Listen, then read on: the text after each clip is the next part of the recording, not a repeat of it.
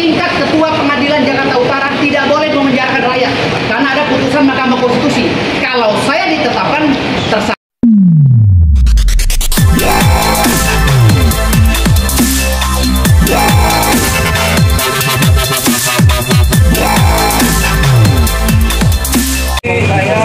Kami menjadi kuasa hukumnya Bang Firdaus Wibowo.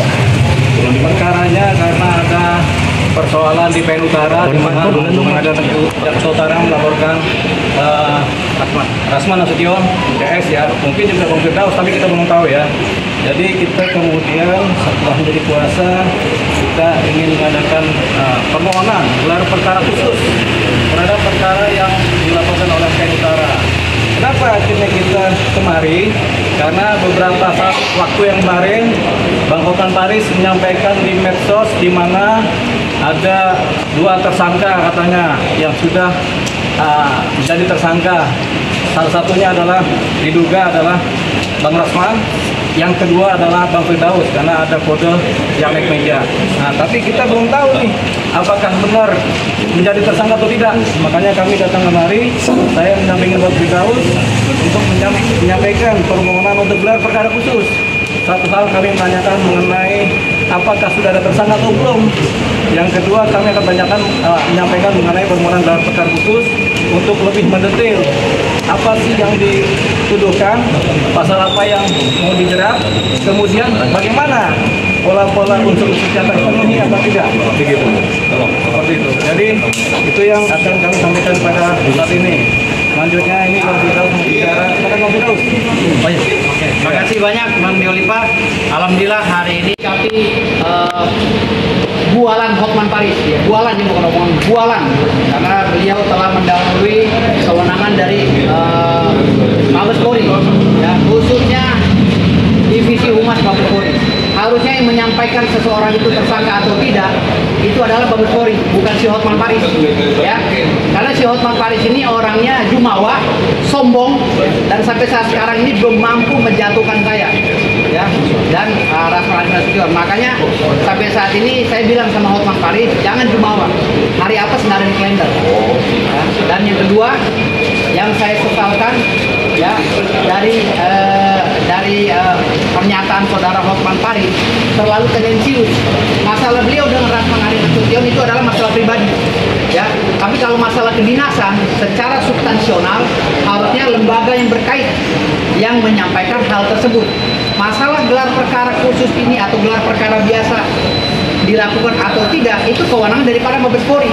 Jadi si Hotman Paris ini telah membuka cakrawala berpikir negatif terhadap diri saya sehingga saya tersiksa negatif oleh netizen hanya gara-gara Hotman Paris yang berkata bahwa yang menjadi tersangka adalah Rasman dan si pengacara naik meja. Yang naik meja kan di Indonesia dan akhirat tahunya saya. Nggak ada lagi pengacara di dunia dan akhirat. Cuma satu-satunya Firdaus Wibowo yang naik meja. Karena nggak sengaja, saya aja nggak sadar naik meja. Apalagi dia kan gitu. Saya aja naik meja aja nyesel kok bisa dia meja gitu. Makanya sampai sekarang penyesalan itu harus saya tuangkan ya di dalam dalil-dalil hukum saya sudah saya jelaskan kepada tim kuasa hukum saya. Jadi yang ketiga, ya, pejabat publik tidak boleh memenjarakan rakyat. Ingat ya, kami adalah bagian daripada rakyat. Pejabat publik kalau berbicara masalah rakyat, ya ini saya harus pilah-pilah ada konstruksi hukumnya jelas. Ya, pejabat publik setingkat Ketua Pengadilan Jakarta Utara tidak boleh memenjarakan rakyat karena ada putusan Mahkamah Konstitusi. Kalau saya ditetapkan tersangka sebagai pelanggar KUHP, ya, Kitab Undang-Undang Hukum Pidana. Tetapi kalau saya ya ditetapkan tersangka karena telah melampaui batas sidang kode etik, artinya saya dianggap sebagai advokat dan tidak mungkin saya menjadi tersangka karena dasar hukumnya KUHP. Pastilah tentunya melalui mekanisme sidang etik melalui Kongres Advokat Indonesia. Tetapi sampai hari ini sidang etik tidak pernah terlaksana di Kongres Advokat Indonesia dan surat pemecatan saya pun tidak pernah diberikan. Dan sekarang sedang bermasalah RDP di DPR RI, sedang bermasalah judicial review di Mahkamah Konstitusi dan Mahkamah Agung, dan sedang bermasalah di Komnas HAM, di Ombudsman dan lain-lainnya. Jadi semua yang bermasalah ini jangan dulu diterapkan karena proses perdatanya sedang berjalan sesuai dengan Permen nomor 2 tahun 1956. Jadi jangan coba-coba menerapkan pasal kepada saya tentang KUHP karena saya ini advokat 4 pilar penegak hukum catur bangsa. Hakim mempunyai mekanisme tersendiri karena berkaitan langsung dengan Undang-Undang Nomor 48 tahun 2009 tentang kehakiman. Ya, jaksa mempunyai kewenangan sendiri karena berkaitan dengan Undang-Undang Nomor 16 tahun 2004 tentang jaksa. Dan mereka mekanisme penghukuman terhadap jaksa dan hakim melalui sidang etik sama seperti pengacara. Pengacara berkaitan langsung dengan Undang-Undang 18 tahun 2003 tentang etik, ada pasal 26, pasal 3, pasal 4 tentang kode etik. Jadi semuanya mekanismenya jelas. Polisi juga ada Undang-Undang Nomor 2 tahun 2002 tentang kode etik profesi polisi. Jadi nggak bisa semua orang-orang yang masuk dalam catur bangsa ini langsung dipidana melalui KUHP. Ini kesesatan berpikir dan nalar yang sesat dalam menerapkan konstruksi hukum tata negara. Makanya perlu dibenahi oleh kita, dan hari ini dengan inisiatif saya dengan tim kuasa hukum saya datang kembali ke sini. Saya berbicara kepada Mabes Polri, apakah benar si Hotman Paris ini telah mendapatkan bocoran dari Mabes Polri bahwa saya dan Rasman sudah tersangka. Kalau ini benar, berarti polisi telah melakukan kejahatan. Ya, Mabes Polri institusi yang besar deh, yang sangat dimuliakan oleh negara. Oknumnya telah melakukan kejahatan besar karena telah membocorkan rahasia negara kepada orang lain yang bukan mempunyai korelasi dalam perkara ini. Karena yang mempunyai korelasinya adalah kepala kejaksaan, kepala pengadilan tinggi, kepala pengadilan Jakarta Utara, dan saya. Saya terlapor, pelapornya beliau. Jadi Hotman Paris ini telah melanggar kode etik profesi, dan organisasi pengacaranya harus menegur dia.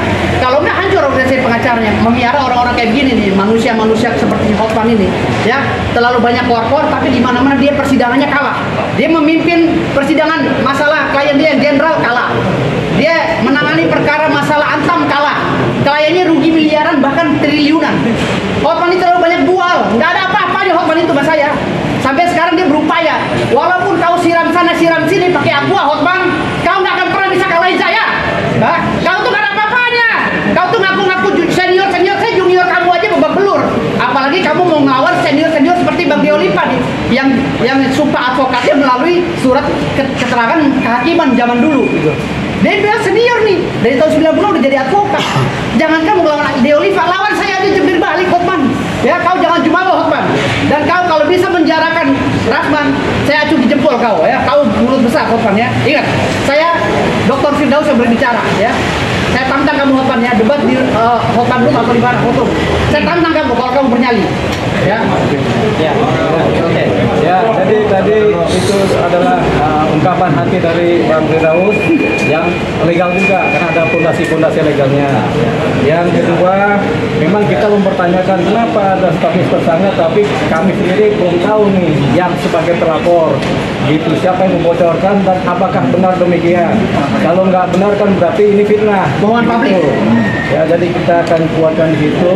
Yang kedua, ini statusnya Bang Firdaus pada saat di persidangan terdahulu di pengadilan negeri adalah sebagai advokat, sehingga yang berlaku adalah undang-undang advokat, bukan persoalan adalah KUHP ya.